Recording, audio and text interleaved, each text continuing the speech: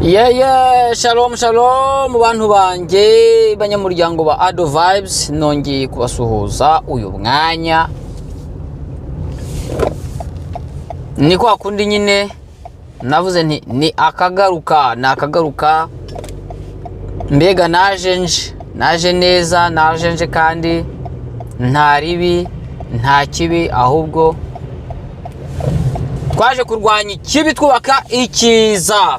Twaje kurwanya ikibi twubaka ikiza, niyo mpamvu tutazacogora, niyo mpamvu umuryango wacu utagomba gucogora, kuko umuryango ni ubuzima kandi umuryango ugomba gushyigikirwa ugakomezwa n'abawugize. Kazarushoza rero niwe agomba kuba cyangwa gufata iya mbere, ari we ngewe kuri Ado Vibes. Uyu mwanya ndongeye ndiziye kwa kuganira wa mujyo umwe. Muri iyi mizo ya mbere ntaratangira kuzana abatumirwa tabafite ba rwose, ariko burya kubaka bisaba kugenda gake, kandi iyo wubaka ibikomeye ntabwo wihutiraho.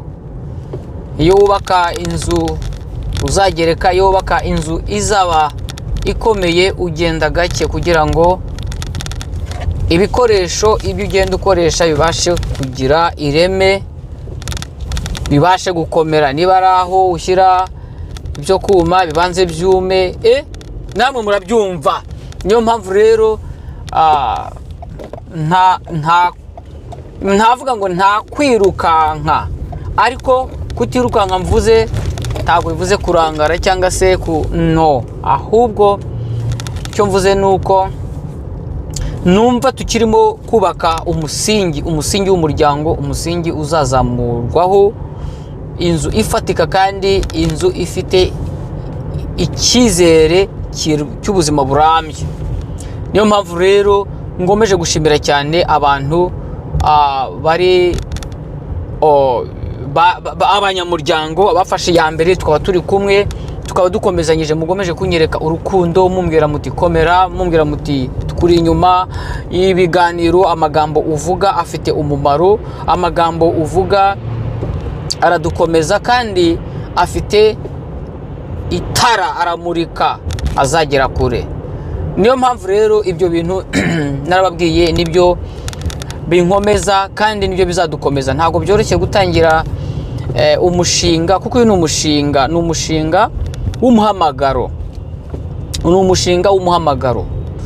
umuhamagaro rero ntabwo urindira ibintu byinshi cyane. Umuhamagaro icyo usaba ni umuriro ukwakamo. Umuhamagaro ni imbaraga wiyumvamo, ni ibyo wumva bikurimo bikubwira ngo ariko kucyungumanye igihe kirekire, kucyungumanye igihe kirekire. Nanjye rero ibyo mvuga ni ibindi mu byagomezaga bimbwira kuki ungumanye igihe kirekire. Aha wenda nkisegura,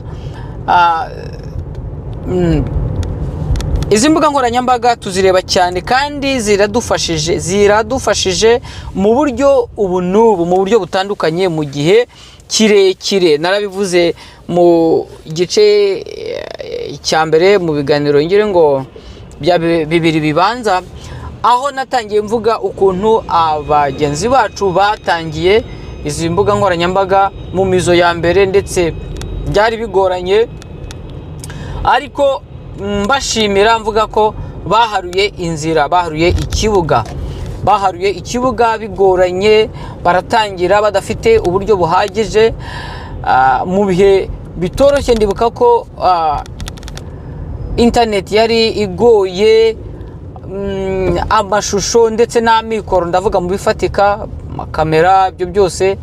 Niyo mpamvu ndetse niyo urebye mu mashusho rimwe na rimwe usanga ya kera, ugasanga ni amateka.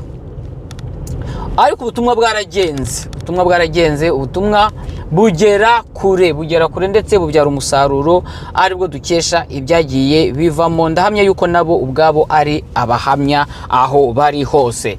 Niyo mpamvu nabivuze ngo hari igihe kizagera ngende mbashimira umwe ku wundi, bishobora ko atari bose kuko ntabwo navuga ngo wenda benshi kugeza uyu munsi ndabazi, kandi burya no mu gufana, iyo ufana hari abantu cyane bagenda bagukora ku mutima, bitavuze yuko abo utagezeho nabo badafite umumaro. Oya, umuntu wese watanze umusanzu ku mbuga nkoranyambaga, yaba uwafunguye urubuga muri ibyo bihe bya mbere, haba se n'urimo gufungura, ariko akaba afite intego nziza, afite ishyaka, afite inzara n'inyota byo kubaka ikintu kizima gifatika gifitiye umumaro umuryango na sosiyete muri rusange, ikiremwa muntu, uwo muntu yubahwe, kandi ngiye nkunda kuvuga ngo Imana imuhe umugisha. Aha rero ndaje ngo tuganire muri wa mujyo umwe. Nari mvuze ukuntu imbuga nkoranyambaga twazumvisheho ibyiza mana we, byinshi biranadufasha, ndetse ari nabyo byagiye bidutera uku kumva ishyaka, bizamura impano zacu ndetse n'amarangamutima yacu, bidutera imbaraga, biradutinyura. Aha ndongera ko naravuze nti ntabwo njyewe nagiye mu ishuri ry'itangazamakuru, ariko mfite umunwa.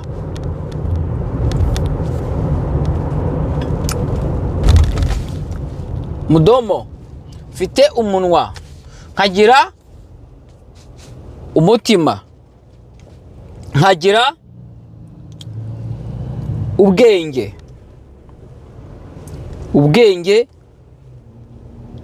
mvuga ntago ari ubwenge bw'imibare, ni ubwenge uko Imana yaturemye, gutekereza ni ukuvuga ngo gukoresha ubushobozi Imana yaguhaye bwo gutekereza ku bintu, ubushobozi bushingiye ku byo ubona, ubushobozi bushingiye kuri sosiyete, ibyo wumva, ibyo utekereza, ibikurimo, ibyo wavukiyemo, ibyakubayeho, ibyakubabaje, ibyagushimishije, ibyo wabonye bishimisha bagenzi bawe, ibyo wabonye bibababaza. Narababwiye ngo buri muntu wese ni responsable cyangwa se ashinzwe umutekano w'umuturanyi we. Niba wumva yuko mugenzi wawe ibye bitakureba, ubuzima bwe butakureba, ibibazo bye bitakureba, kandi wamurebye, icyo kintu ntabwo ari cyo. Ndongera ngisubiyemo, ntabwo ari cyo. Agasaraba. Niba uzi ko ubuzima bwawe wumva yuko ari wowe nawe, umuturanyi wawe ari wowe, inshuti yawe ari wowe gusa, ntabwo ari byo, wisubireho. Ntabwo ari byo, ndagutera imbaraga, ntabwo nguciraho iteka, ariko ndagutera imbaraga ngo wongere wisubireho. Niba ari byo wumvaga bikubatse, ukumva ko ari byo wahisemo, ndagira ngo ngutere imbaraga ngo gerageza n'ubundi buryo, hanyuma uzatubwire. Ariko reka mwari mwabona umuntu nyamwigendaho, umuntu bita nyamwigendaho, wa muntu ufite isura ifunze, nyine nyankunda kuvuga, wa muntu ubaho ubuzima bwe bikaba bizwi yuko uriya niwe nawe ku giti cye, ahamagara we, arihamagara akiyikiriza, arisekera akisubiza, mbega nyine aricurangira akibyinira. Mwarambonye uwo muntu, ubuzima bwe buba bugoye rwose. Ibintu ndabivuga noroheje, ariko icyo nshaka kuvuga ni iki: niba uruzi yuko wumva rwose, ukaba wumvishe aya magambo, ukazumva mu biganiro byanjye, wakumva kimwe, wakumva bibiri, wakumva bivugwa, ariko ukumva abantu bavuga ngo twumvishe ahantu umuntu avuga ko ubuzima bwa nyamwigendaho atari ubuzima bwiza, abantu dukwiye kubaho tubanye, buri muntu akaba avuga ati mfite inshuti, mfite uwo nganiriza, mfite uwo mbwira, kabone niyo utamubwira byose, ariko ukaba ugira umuntu ubwira uti mwaramutse, mwiriwe, amakuru ki, ariko bite, ariko mugasangira amakuru yo ku ifishi kwifishi amakuru nyine yaho muhuriye, uzabikora ubigerageze hanyuma uzatubwire, biraryoha. Ikindi, hari abantu bagiye bakomeretswa nabo bitaga inshuti, hari abantu bagiye bafata imyanzuro yuko bagiye kuba abanyamwigendaho bitewe n'ibikomere batewe nabo bigeze kugira nk'inshuti. Mwene data, mushiki wanjye, mugenzi wanjye, nshuti, mubyeyi, murumuna, musaza, mushiki, ndagira ngo nkubwire ngo ubuzima ni umugozi muremure. Ubuzima ni umugozi muremure. Uwo mugozi rero ugendwaho n'abantu benshi, kandi abantu bambaye ibirenge bitandukanye, bafite inkweto zitandukanye. Hari abafite insongo za zindi zitobora, hari abafite za zindi zinepa, hari abafite za zindi z'ibyuma zimeze. Ni ukuvuga ngo umugozi ni ubuzima bugendwaho n'abantu benshi, ariko uko babugendaho ni uburyo butandukanye. Hari abatobora, hari abangiza ubuzima, hari hari abakata, hari abakeba, ni ukuvuga ngo hari abakora nabi, kuko umugozi, ubuzima uko bumeze bufite aho butangiriye n'aho bujya, bufite aho bukura umuntu n'aho bumujyana. Kandi ubuzima ntago aho bukura umuntu n'aho bumujyana ari kimwe. Ubuzima ubundi ukuntu buri, uko Imana yaburemye, budukura mu kibi butujyana mu byiza, kuko ugenda uva muri ruto ugana imbere. Ruto niho bavuga ngo ni ruto, genda wunguka, ugenda umenya, usobanukirwa. Ibyo ngibyo nibyo bigenda biguha umurongo wo gukora igikurikiyeho, nayo ngo ikigezweho. Vuga uti okay, nari ntangiye gutya, nari ngeze aha, noneho nakora nte kugira ngo ndusheho gukora neza. Ubundi niko ubwo buzima bwakagombye kuba bimeze. Mu yandi magambo, ni ukwiteza imbere, cyangwa se ubuzima turiho twakagombye kubaho dutera imbere. Ariko noneho ni iki gituma umuntu uyu munsi ahubwo usanga naho wari ugeze ejo usanga wasubiye inyuma, ukabona naho wari uri n'ibyiringiro wari ufite byangiritse? Nuko hari abantu bagenze nabi, uhereye ku buzi nabi utazi. Ariko nashatse kuvuga, wenda reka no kujya kure, ariko nari mvuze ko hari abantu bagiye bafata imyanzuro yo kwisubiraho no kubaho ubuzima bwa nyamwigendaho bitewe n'uko bahemukiwe n'abo bigeze kwita inshuti. Ariko icyo nagira ngo mbabwire, uko bimeze kose, ubuzima ni ubuzima kandi burakomeza. Iyo urenze hahandi hari uwahagize nabi, hari ahandi heza. Mu yandi magambo, wenda mbivuge mu buryo butomoye, kuba waragize inshuti mbi ntabwo uvuze ko inshuti nziza zarangiye. Kuba waragize abajyanama be bakakumenera amabanga z'ibyo wababikije ntabwo uvuze yuko abantu babika amabanga barangiye. Komeza, kuko nitugereranya guhitamo guceceka no kuba nyamwigendaho, nabyo ntabwo ari igisubizo wahisemo, ahubwo ni mbuze uko ngira. Rero burya nayo ni ikimungu, ni kanseri, cyangwa se ni virusi, nayo ibihetse ibindi byuririzi. Iyo ucecetse, ibintu wakaganiriye na mugenzi wawe, ahantu wakagishije inama, kuko ntawe umenya byose, hari ibintu wagakeneyeho inama za bagenzi bawe, kuko ubuzima turimo aho ukandagiye hari uwahaciye mbere, ndetse naho uri guca hari abandi nyuma bazahaca. Ikibazo ni iki: niba ubuzima urimo utifuza kugira uwugisha inama wabuciyemo, wibwiye yuko ari wowe waremye aho hantu, tuvuge ko ari wowe ufite none ibisobanuro byaho, uzanasobanurira n'abari inyuma? Oya, icyo ni icya mbere. Ni ukuvuga ngo uzivuna mu mutima, uzavunika kurushaho. Ariho njya avuga bya bindi bizana agahinda gakabije, byo bita depression muri za ndimi z'amahanga. Ugasanga ahubwo kwa kuvuga ngo ngengo nahisemo kwirindira umutekano, nahisemo kuba mu ngenyine kuko nasanze abantu bose ni kimwe. Cishijemo agakato, ntabwo abantu bose turi kimwe. Hariho ababi, hariho n'abeza. Abantu beza bariho, abajyanama bariho, abantu babika amabanga bariho, hariho ababyeyi babika amabanga, hariho ababyeyi ugisha inama ntibagushyire hanze, hariho abagabo babika amabanga, hari n'urubyiruko bibitse amabanga. Wifata imyanzuro rero iyo kwigunga, kuko ni virusi ihetse ibindi byuririzi. Ahubwo hari uburyo ushobora guhitamo neza. Erega iyi si ni rwo rugendo, kandi buri kimwe kigusigira isomo. No guceceka burya naho ngaho uri nabyo ni isomo, kandi bizagusigira irindi somo, kuko n'ubundi wabikuye ku rindi somo. Nari mvuze kuri wa muntu rero uceceka akavuga ati ntabwo ngewe nkeneye undi muntu uza kungira inama, ndihagije, yamaze ibyo ngibyo ngiye nzabyimenyera, nzabaga nifashe, nzamenya uko byigenera, nzabyigenera mbyigegenere. No. Ikindi, niba ucecetse uri mu rugendo, inyuma yawe hari abantu bakaguhanze amaso, bakakugishije inama, wowe ukaba ufite ubwoba cyangwa se waranze, wanga gufesinga, wanga guhura n'imihangayiko imbere, wanga kumenya ikiri imbere. Umenye ko ba bantu bari inyuma nibakugeraho, kuko byanga bikunda nta muntu utagira umubaza. Nibakubaza uzababwira iki? Uzababwira ibyo uzi. Nibakugisha inama, nakugisha inama umuntu azakubwira ati none se ko ngize ikibazo iki n'iki, wangiriye ihe nama? Uzi inama uzamugira, uzamubwira ngo yewe icecekere, genda ubyimenyere, ibyimenyere.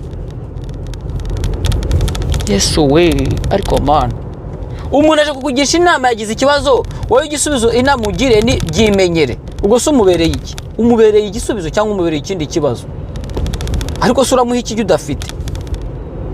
Ntabwo nkurenganya, ahubwo ndagukomeza. Ntabwo nkurenganya, nabivuze ngo ushobora ko ufite impamvu zawe zaguteye ibyo ngibyo, ariko Ado Vibes ni umuryango. Nifuza yuko tuganira kuri ibi bintu. Ntabwo nkubwiye ngo uzizera abantu bose, kuko n'ubundi abaguhemukiye ni abantu. Ahubwo ndakubwira ngo inama uzumvira ahangaha, uku guhugurana, uku kuganira, bikubere imbarutso yo kumva yuko hakiriho ibyiringiro. Wifata umwanzuro wo kwigunga. Hari abantu bazima bari imbere yawe ushobora kugisha inama. Hari abantu babiri mushobora gusangira urugendo, mushobora gufatikanya ibintu bikamera neza, ubuzima bukoroha. Narababwiye ngo ubuzima buraryoshye, ubuzima buraryoha iyo ubugiyemo ukurikije amategeko n'amabwiriza yabwo. Kandi mu buzima, muri urwo rugendo mu mabwiriza n'amategeko, harimo n'itegeko ryitwa kwihanganira ibyo duhuye nabyo bitugoye. Bivuga ngo uko bimeze kose tuzahura nabyo, kuko nunaceceka nawe ubwawe uzibera ikibazo. Kindi, abantu bakuri inyuma nari mbivuze yuko wibahombya. Inyuma yawe hashobora kuba ari abana bawe, hashobora kuba ari abavandimwe, hashobora kuba ari abaturanyi, hashobora kuba ari n'abantu utazi, hashobora kuba ari abagenzi bakure bazaca iwawe, bazaca aho uri. Iwawe ntabwo ari aho wubatse, ntabwo ari aho, ahubwo bazagucaho wowe ubwawe mugahura. Uzi ko hari abantu baceceka ntamenye naho atuye hafi aho ngaho, hakaba atazi ikirere, akaba atavuga ati kwa muganga naha, ukaba utamubaza uti ese isoko iri n'iri, iduka ricuruza ibi n'ibi rirahagana he? Kubera iki? Muri we yumva ko nawe adashobora kubaza. Hashwi abaho gutyo, aragenda nyine akagwa ku byo aguyeho. Ibi mvuga ntabwo ari niko, birahari. Hari umuntu ubuzima bwashaririye akumva yuko niyo yayoba nta byo kuyoboza bimurimo, akumva yuko nuwo yayoboza naho ubwo yakongera akamuyobya.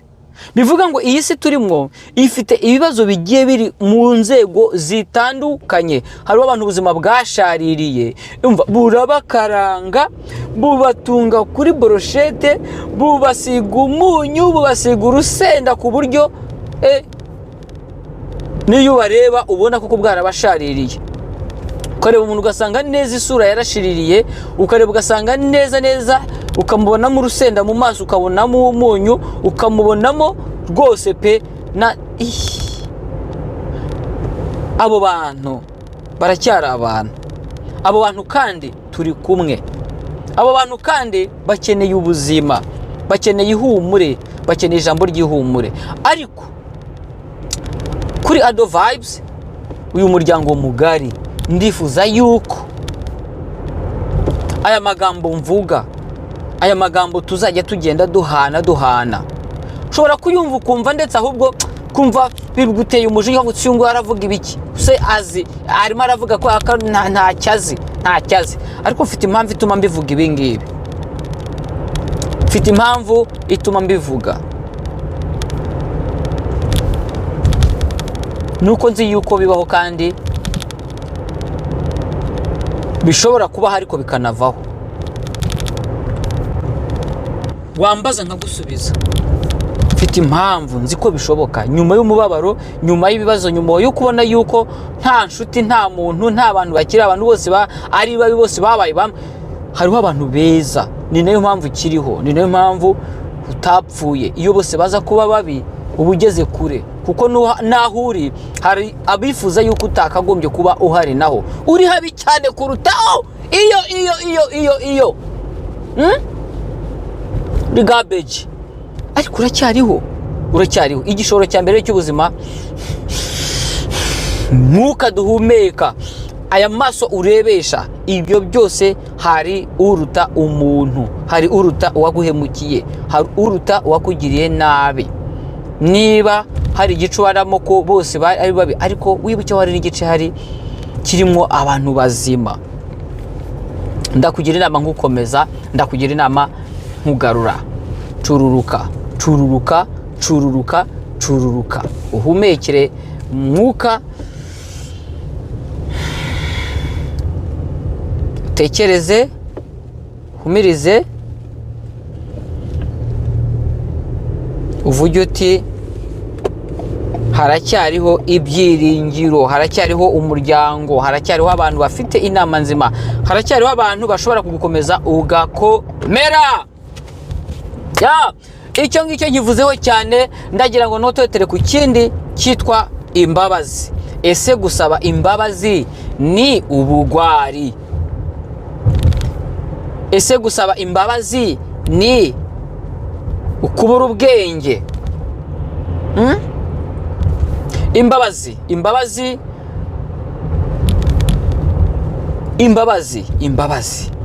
gusaba imbabazi. Hariho abantu badafite gusaba imbabazi muri bo.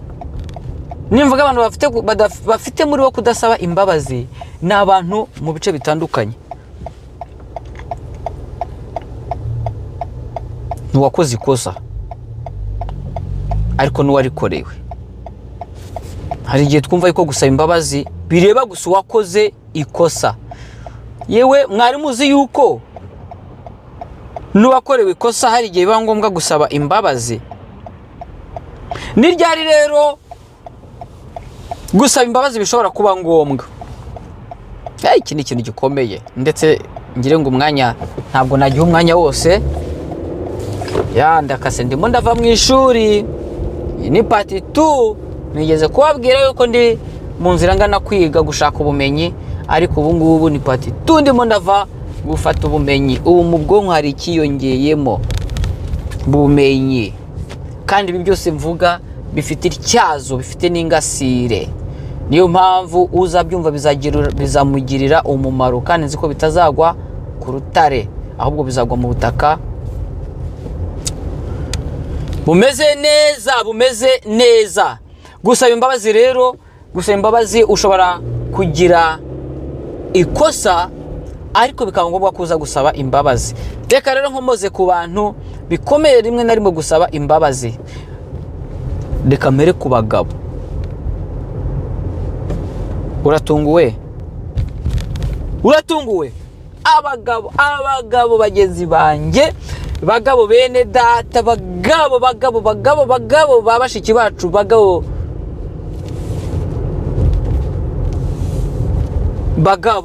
duhuje kuba abagabo, duhuje kuba imitwe y'ingo zacu. Ndavuga muri rusange, ntago ari twese, kuko ngewe ndazisaba iyo nakoze ikosa, ndetse hakaba niyo nzisaba ntakoze ikosa.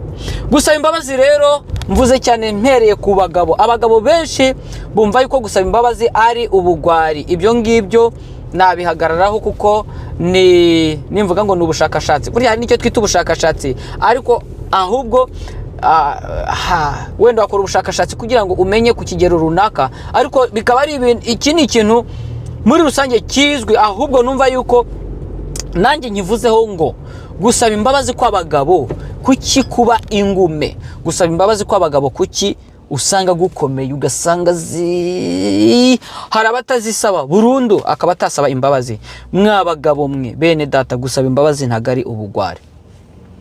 Gusaba imbabazi aho wakoze ikosa, gusaba imbabazi aho wakoreye ikosa, uwo mwarushinganye, umufasha wawe cyangwa se umugore wawe mu kinyarwanda gitomboye, ntabwo ari ubugwari. Aha rero ndongera gukomeza abagabo, abo tungana, abanduta, ndetse nabo nakita n'ababyeyi banjye.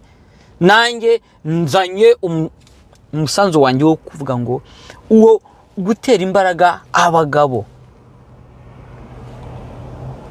mwige kuvuga mbabarira, mwige kuvuga sorry. Abavuga muri izi ndimi ndabizi ko hari mbabarira, nakoze ikosa, ndemera ikosa nakoze. Ntabwo ari ubugwari. Buri wese mu buzima akunda amahoro. Wumva ko ubuzima urimo wabaho ubayeho amahoro. Ndetse hamwe namwe no mu rugo kwanga gusaba imbabazi, izi robot ko zidakingurara sorry, bamwe no kudasaba imbabazi baba bumva ko ari uburyo bwo kwirengera no kwishakira umutekano. Ariko reka mbabwire, iyo udasabye imbabazi, burya usubije amaso inyuma ugakomeza ukareba, usanga ahubwo ari ikibazo kirushaho gukomera. Ushobora kudasaba imbabazi umugore wawe kubw'uko wamutsikamishije icyo nakita uburenganzira bwawe, cyangwa se bwa burenganzira warenze inzira. Kuko kudasaba imbabazi burya ni ukurenga inzira. Kuko mu buzima turimo, kugira ngo bugende neza, ibintu bitungane, nuko umuntu aho yakoze ikosa asaba imbabazi. Ni niyo mpamvu mu mategeko ya leta, iyo urezwe, iyo ushijwe icyaha, ikintu gishobora kukorohereza igihano cyangwa se kikagukuriraho igihano ni ugusaba imbabazi. Aha nagira ngo mfatireho mbibutse yuko usaba imbabazi mu gihe wowe wemeye kandi ukibuka ukanemera yuko ikosa riguhama, icyo bakurega wagikoze. Aho ni bwa buryo bwa mbere navuze, ushobora gusaba imbabazi kubera yuko utekereje, ukumva, ugasobanukirwa yuko ikosa wakoze rifite igihano cyaryo. Ariko noneho hakaba hari n'umwanya w'imbabazi.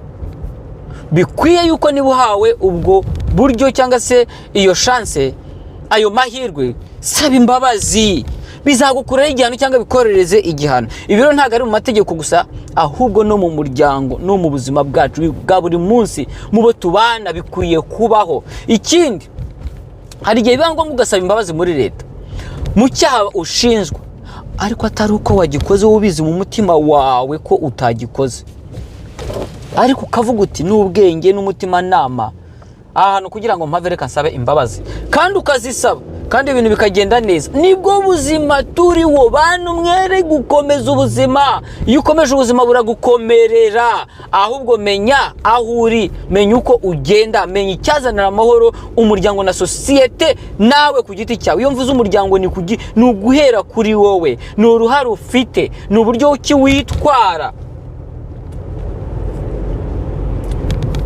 Gusaba imbabazi rero mwabagabo, mwige gusaba imbabazi abagore banyu.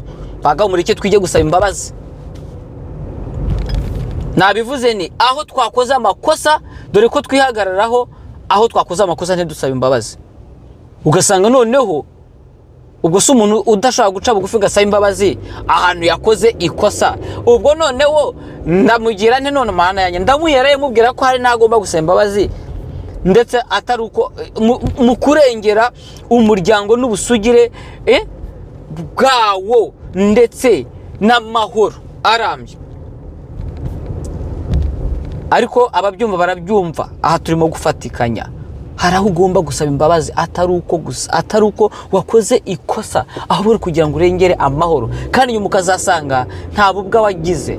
Baba ngo ngewe nsaba imbabazi, bashaka tazamenyera sha umugore umwana wundi, wowe uri umwana wande na saba imbabazi. Niba udafite umutima wo gusaba imbabazi, umenye yuko mu bumuntu bwawe hari ikintu kiburamo, kandi wabwiwe ushobora ko ntabwo ngire ngo ari ubwa mbere mwumvishe yuko gusaba imbabazi muri ubu buryo bishoboka, ariko noneho nanjye ndaguteye imbaraga. Saba imbabazi kugira ngo ureme amahoro mu rugo, aho wakoze amakosa cyangwa se naho ndetse utayakosa, aho ubona bibaye ngombwa kugira ngo urengere umutekano w'urugo, umutekano w'ubuzima.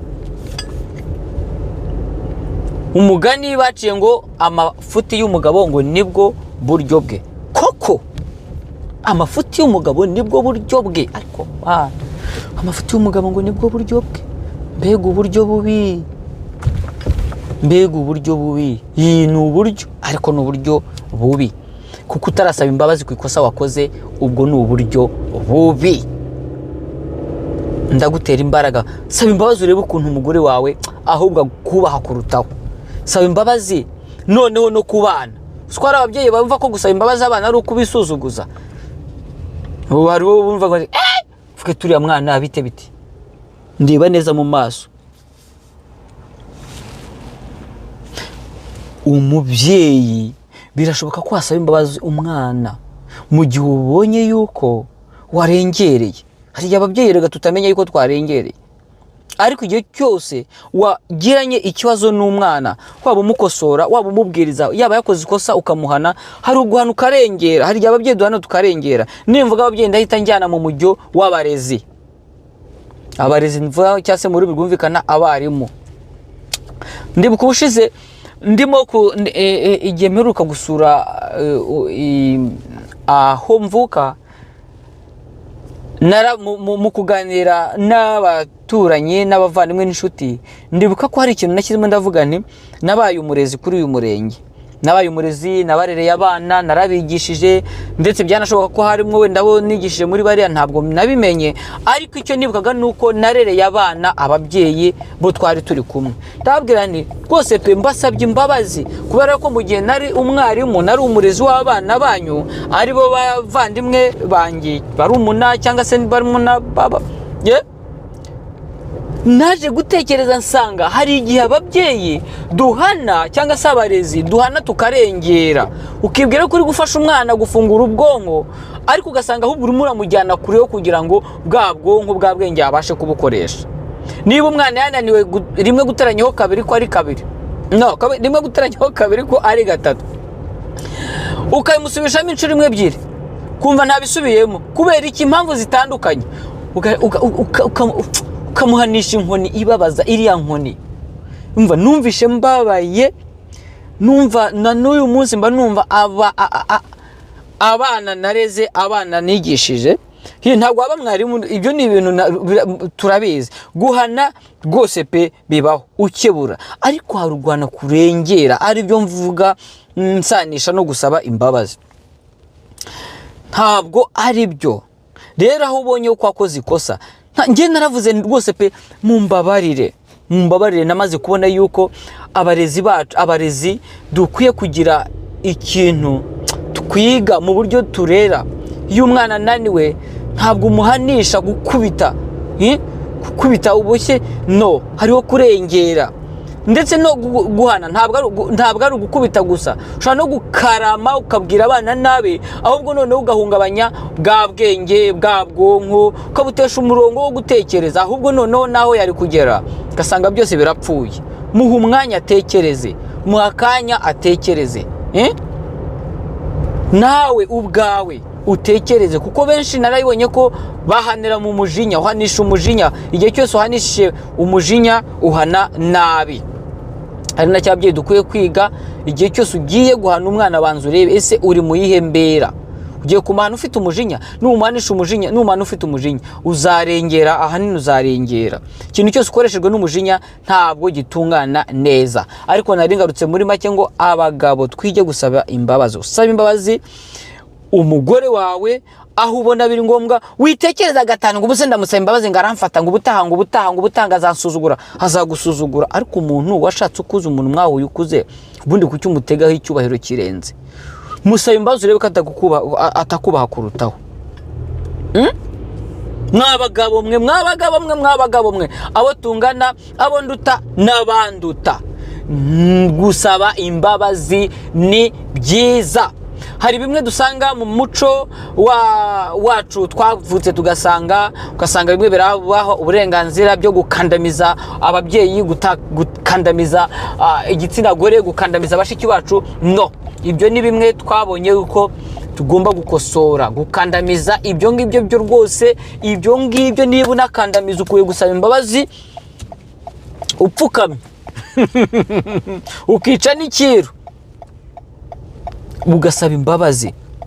Gusaba imbabazi aho wakoze ikosa, ndetse ukiga no gusaba imbabazi aho biri ngombwa kugira ngo urengere amahoro y'umuryango, amahoro ahereye ku yawe, ahereye kuri wowe. Abadamu rero namwe nuko, nabo harimo abadamu rimwe na rimwe usanga bateye nabyo, wenda n'imvugo wenda nakoresha rusange, ariko ugasanga tujya tuvuga ngo uriya ngateye nk'abagabo, ugasanga ngateye nk'abagabo, kubera ko hari ibyo nyine urumva ko baba barangije kuvugiramo ko hari ibigaragara nk'amakosa byarangije kwemerwa ko byemerewe ku bagabo, nabyo bikaba bitari byo. Noneho rero umudamu cyangwa se umugore nawe wabikoze usanga uriya ngateye nk'abagabo. Mu yandi magambo, niba umugore adasaba imbabazi nawe adaca bugufi, ngateye nk'abagabo. Ariko iyo nshaka kwibutsa, buri wese afite umwanya we ahagazemo mu muryango, buri wese afite aho abarizwa, afite inkingi agomba gukomeza kugira ngo ubuzima bwacu bubashe kuba bufite buri ku rugero rwuzuye. Niba uri umugabo ukasaba imbabazi aho wakoze ikosa, umugore azabikubahira kurutaho. Azabikubahira kurutaho, kandi ubikore utagira ngo umutege imitego, ahubwo ubikore bivuye ku mutima. Tubaze twigishe n'imitima yacu kunyurwa no kwakira inshingano zacu, kugira ngo nituzikora hato tutasigarana umutima w'urubanza cyangwa se kwibeshya yuko ibyo twakoze ari agahato. No, usaba imbabazi, ushobora no kumusaba imbabazi akakubwira ati, akaguca ikiru. Uzi hari umuntu ushaka gusaba imbabazi akavuga ati ndakubonye, wemeye ikosa, kugira ngo nkubabarire rero ugomba kugura igitenge. Utaragura igitenge cya wax cya Holland, ntabwo nakubabarira. Ikosa wankorera rirakomeye, mugabo uri umugabo wanjye, ndagukunda ndakuha, ariko ikosa wankoreye nutangurira vewiti, ntabwo nakubabarira. n'Imana yo mu ijuru irabizi, ikosa wankoze riguze agaciro ka vewiti, utanguriye itike ngo ujye Dubai, ikosa wankorera riracyari ribisi.